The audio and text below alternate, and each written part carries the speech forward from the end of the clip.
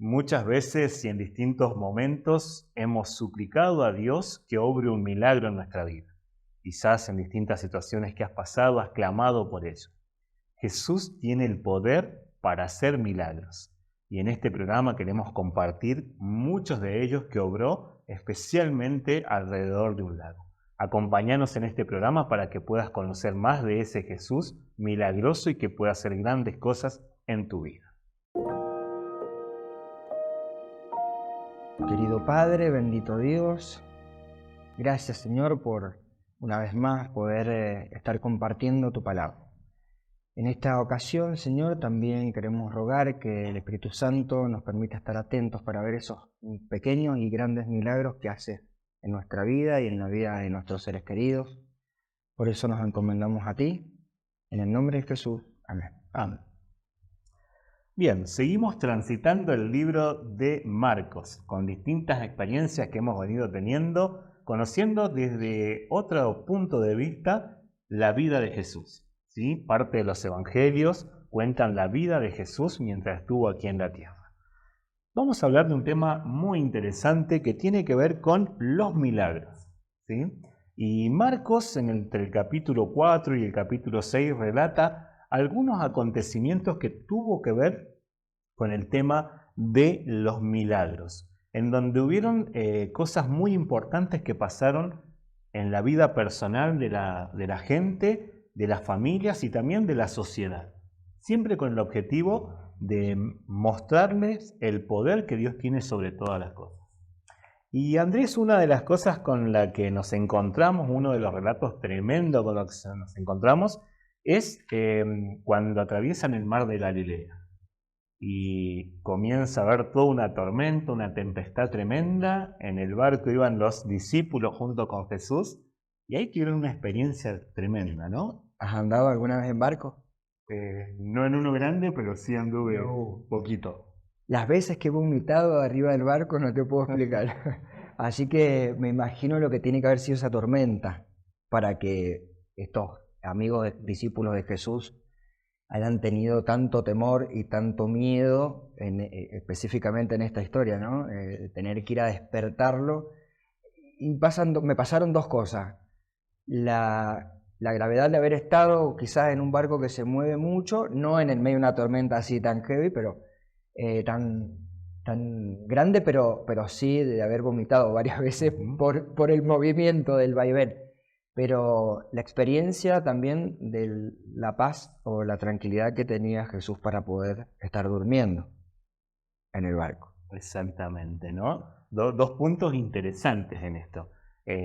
Personas que estaban totalmente agobiadas, atormentadas, por así decirlo, temiendo de perder la vida, y junto con ellos alguien que tenía la tranquilidad de que a pesar de la tormenta podía estar descansando, ¿no? Y esa tranquilidad con la que Jesús muestra su estilo de vida, de hecho, que tiene que ver específicamente con su conexión con el Padre, con el entendimiento del propósito de la vida y la misión que él tenía, lo hacían estar siempre tranquilo porque sabía de alguna manera cómo enfrentar las distintas situaciones, ¿no? Y acá dice que tuvo el poder de hacer que se tranquilizaran las aguas o se callaran las olas y los vientos, ¿no? Las cosas que nos pueden generar esta situación, ¿no? Porque quizá tenemos el barco de la vida, de la casa misma, ¿sí? Donde a lo mejor podemos encontrar que dos personas viven en la misma casa y uno sentirse completamente atormentado con estos vaivenes de la vida, los rayos, los relámpagos, el agua que lo salpica, y de repente tener otro miembro integrante de la familia que lo vemos con una paz y una tranquilidad de la cual hasta nos puede exasperar, como llegó el momento de los discípulos de tener que ir a llamarlo. No tienes miedo. Exacto. O sea, nos está pasando tal situación, ¿no? Sí. Importante esto porque realmente nos deja un mensaje como lo que acabas de decir, que en distintas situaciones vivimos tormentas o pareciera que las olas quieren derribar nuestra embarcación, y la importancia de no olvidarnos quién está siempre a nuestro lado, ¿no? Las características que tiene ese ser que está siempre a nuestro lado, Quizás en estos momentos pensamos que los discípulos por un momento se olvidaron que Jesús estaba con ellos, ¿no? Los invadió el miedo como nos invade constantemente. Quizás, querido amigo, en tu experiencia también el miedo ganó un gran terreno hasta que nos dimos cuenta que Jesús siempre está a nuestro lado, ¿no? Y que tiene el poder, en este caso, de dominar la creación. El mismo creador hace callar y aquietar a la misma creación en esto, ¿no? Entonces, cuán importante es que nosotros podamos tener no solamente el conocimiento de Cristo y su poderío, sino también imitar a Cristo ante las distintas tormentas y distintas situaciones que puedan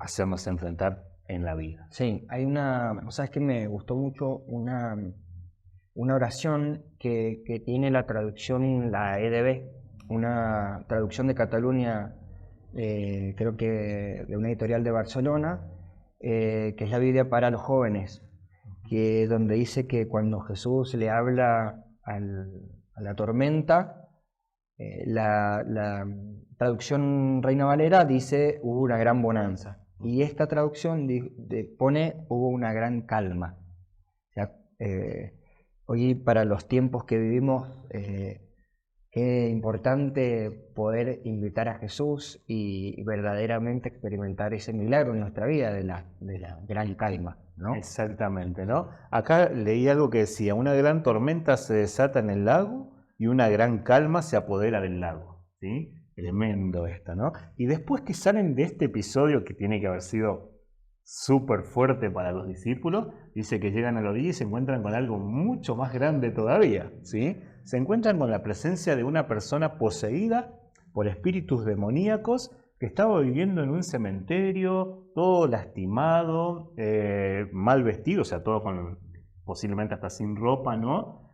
Tomado como un loco por las personas, por eso no estaba dentro de la sociedad o de la ciudad allí donde estaban. Y dice el texto bíblico ahí en Marcos 5, versículo 4, que nadie lo podía dominar hasta que se encontró con Jesús. Increíble. Tremenda la situación, porque fíjate que da, creo que algunas características que a todos nosotros muchas veces nos ha compungido, nos ha dado vergüenza, nos ha tocado alguna fibra, que es cuando quizás estamos desnudos, cuando sentimos pudor, cuando hemos sentido el rechazo, cuando hemos sentido demasiadas miradas puestas en nosotros. Y creo que este personaje de acá, el endemoniado Gadareno, había recibido todas esas, y creo que las vivía, por eso vivía aislado, la gente no se relacionaba, huía de su presencia, incluso me imagino en los momentos de lucidez encontrarse despojado de sus vestiduras, en la situación miserable que se tiene que haber sentido, ¿no? Exactamente, sí. Y de hecho, hay algunas cosas a destacar en este episodio, que las voces de los demonios que hablaban a Jesús, porque los demonios reconocían quién era Jesús, reconocen el poder de Jesús, incluso ese poder que está por sobre ellos mismos, pero en medio de ese bullicio que había, de tantas voces que atormentaban, dice que Jesús tuvo la capacidad de escuchar el clamor interno de este hombre que también reconocía a Jesús, que cayó postrado ante los pies de Cristo en ese momento, pidiéndole auxilio para ser liberado de ese tormento, ¿no? Y hay algo particular, Andrés, en todo esto, es que en el contexto, no sé si decirlo, quizás geográfico o escenográfico del momento, estaba todo vinculado con lo inmundo, por así decirlo, ¿no? Los demonios, de hecho, los cerdos que estaban ahí en el lugar, el cementerio, las tumbas, que para la tradición judía era lugar inmundo, ¿no? Todo esto, y aún en ese entorno, Jesús escuchó el clamor de este hombre y liberó a este hombre de esa posesión que tenía. Me dejaste pensando en algo importante, ¿no? Es decir, que Jesús se permitió escuchar la voz de esta persona. Que pese a los demonios que le hablaban a Jesús pidiéndole ¿qué haces aquí? Déjanos irnos a la piara de cerdo. Él escuchó la voz del ser humano que estaba detrás de esos demonios, de ese cuerpo dominado por los demonios. Y no sé si te ha pasado, pero cuántas veces hemos escuchado personas que verdaderamente cuando nos cuentan su historia, cuando relatan sus episodios, sus desgracias, sus desventuras, sentimos internamente la voz de auxilio, la voz de necesito que me escuchen, necesito en realidad algo especial que se ve en vos, o que ¿dónde está eso especial? Exactamente, ¿no? Qué importante es tener en cuenta esto, porque de paso el relato bíblico termina contando que este hombre que fue liberado por Cristo se convirtió en uno de los misioneros que tuvo algo que dar, un mensaje que dar, y quizás a la vista de las personas no siempre nos encontramos con el misionero idóneo que lo caracteriza su cultura, su letra, quizás sus vestimentas, pero sí había una historia de vida transformada milagrosamente por Cristo, que fue el mayor mensaje que pudo compartir. De hecho, más adelante cuenta que Jesús vuelve a ese lugar y se encuentra con un montón de personas que estaban creyendo en ese Jesús transformador. Sí, creo que esa historia en realidad podríamos estar hablando, no sé, días, ¿no? Porque tenemos este personaje así, que todo el mundo lo conocía, que todo el mundo rechazaba también, ante esa situación de que los demonios se van a los cerdos se largan al acantilado, la gente enojada por la situación quizás de la pérdida económica, sin mirar por ahí y asombrarse y verdaderamente enriquecerse de una persona que podía haber sido salvada, que fue salvada de hecho ante Jesús, y bueno, y Jesús se tuvo que ir. O sea, la gente le pidió que se fuera. Y ahí es cuando verdaderamente este endemoniado o ex endemoniado se permite poder hablarle a la gente de ese Jesús que conoció él. Exactamente, porque ese es el objetivo central de la obra de Cristo en la vida de las personas que son tocadas por Él o que se dejan tocar y transformar por Él, ¿no? Ser como testimonios vivientes de ese milagro, de la experiencia, para que otras personas también quieran conocer. Marcos también nos cuenta en este trayecto de otras cosas que acontecieron, por ejemplo, con el tema de la hija de Jairo. En ese mismo contexto histórico cuenta la experiencia de esta mujer que estaba con problemas de flujos y que por años sufría de esto, y que su fe llegó a también sanarla, ¿no? La fe juega un papel importante en esto de los milagros. Creo que es crucial, ¿no? Imagínate esa mujer también que da una característica importante, que había agotado y había gastado todos sus recursos en médicos, en probar la medicina que en ese momento había, y nadie había podido darle solución a ese problema de su flujo. Increíble que lo único que necesitó ella fue acercarse a Jesús y decidida llegar hacia Él, como sea, aunque sea tocarlo. Exactamente, ¿no? La decisión esta de dar el primer paso de fe hacia quien puede realmente hacer algo por mi vida, ¿no? Indudablemente tiene que ver con la invitación que nos hace Cristo de acercarnos constantemente a Él, porque en este ejemplo tenemos que hay alguien que es único en poder hacer algo de esto, ¿no? Podemos consultar un montón de cosas, invertir nuestro dinero en tantas otras cosas esperando respuesta, sanidad a nuestra vida, pero debemos creer que realmente Cristo es el único que puede obrar eso que necesitamos para nosotros, ¿no? También cuento un poquito algo, ya para ir cerrando un poco, que no fue muy recibido Jesús, específicamente en Nazaret, donde estaban sus raíces, por así decirlo, ¿no? Lo escuchaban predicar, lo escuchaban obrar milagros, y dice que en vez de generar algo de aceptación por la multitud o por la gente, generó cierto rechazo de ellos hacia Jesús. Creo que todos nosotros somos un poquito esa gente, ¿no, Darío? Cuando el prejuicio de alguna manera nos toca, nos invade, o nos apoderamos de eso, ¿no? Es decir, de la facultad de emitir un juicio prematuro.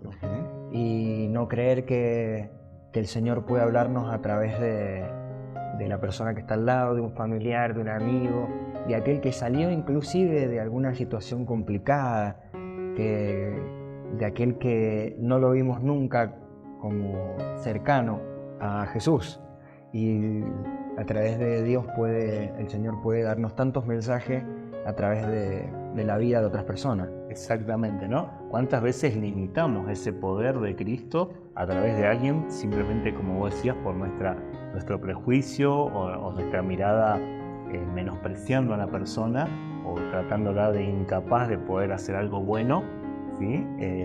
Y nos limitamos y nos prohibimos también de recibir de parte de Cristo esta obra tan linda que quiere hacer en cada uno de nosotros, hablando de los milagros, que seguramente querés que eso pase también en tu vida, ¿no? Por eso te invitamos a que te suscribas al canal, a que nos escribas también en el número que aparece en pantalla si tienes algún motivo de oración o algo en el que nosotros podamos ayudarte a salir de alguna situación o llevarte algún material. Estamos dispuestos a hacerlo, ¿no? Y acá la gente pudo comprobar, ya como última parte, a otro Mesías, no al que estaba esperando, ¿no?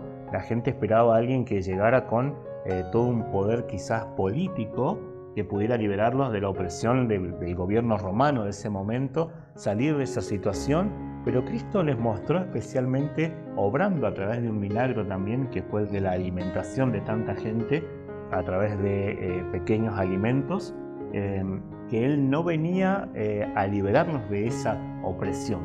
Sí, yo creo que mira, hay dos cosas clave que me gustó destacar, que tenía que ver con un Jesús llamándonos a la acción y un Jesús de alguna manera permitiendo o invitándonos a que salgamos de la autosuficiencia, de verdaderamente estar dispuestos a conocer y a recibir esos pequeños o grandes milagros que el Señor tiene preparado para nosotros.